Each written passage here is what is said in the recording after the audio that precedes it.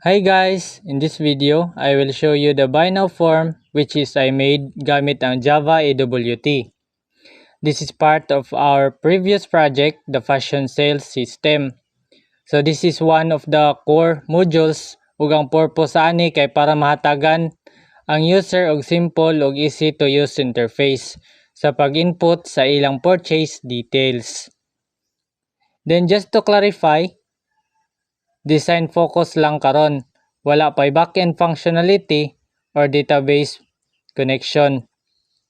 Ang goal ani kay makita nato unsa siya kay user friendly ug visually appealing. So let's go through the GUI or interface. So first is the frame size. Na siya 400 by 580 pixels. Or meaning, na siya 400 nga width ug 580 nga height. Enough para spacious ang tanang fields ug buttons pero dili sobra kadako.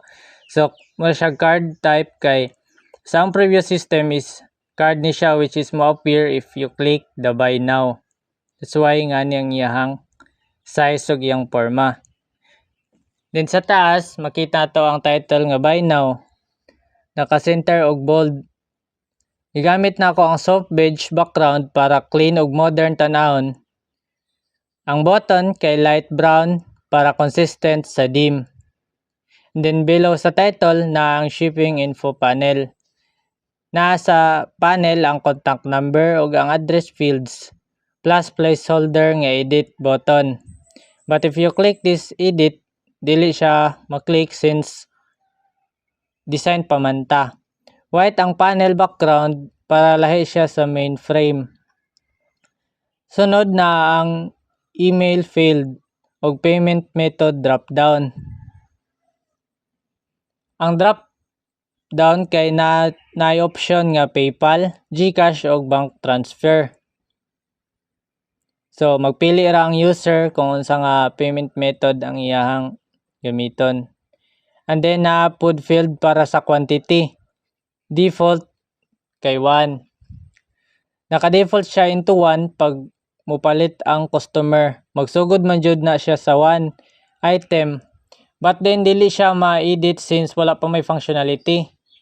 But in reality, may specify jud ni siya sa customer pila ka item iyahang paliton.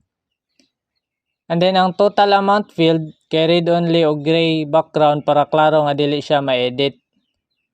Then sa ubos na ang cancel o confirm buttons. Pareho light brown para balance ang overall design since mao man ni team sa amoang website. So that's all para sa ato ang GUI. And then let's talk about the design choices. So sa color scheme, beige ug light brown para warm, simple ug professional tan-awon. And then sa iyang layout, vertical arrangement sa tanang components para dali sabton sa user. Labels aligned sa ilang fields para readable. So para dili maglibog ang user kung unsang iyang i-fill ana nga field.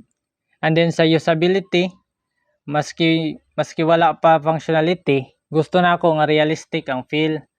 Example, kanang gray ang total amount field o read only. Placeholder lang ang edit button. Ug ang drop down marag real payment selection. And then sa challenges I encountered during sa pag-create ani nga program.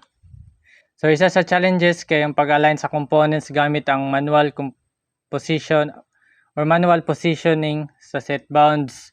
Kinahanglan i-adjust ang coordinates para balance ug organize tan-awon.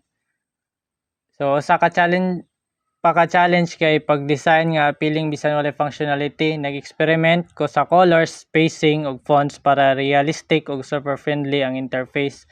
So nagproblema gid ko ani sa iyang pag-set sa iyang spacing since manual man siya, need gini mo adjust ang iyahang height ug width para nice siya tanawon sa GUI nato. And then to sum up, ang buy now form nagpakita nga gamit ang Java AWT na nakahimo ta og clean, organized o user-friendly interface. Bisan wala pa'y back-end, klaro ang flow ug maayo ang user experience sa form. That's all. Thank you for watching.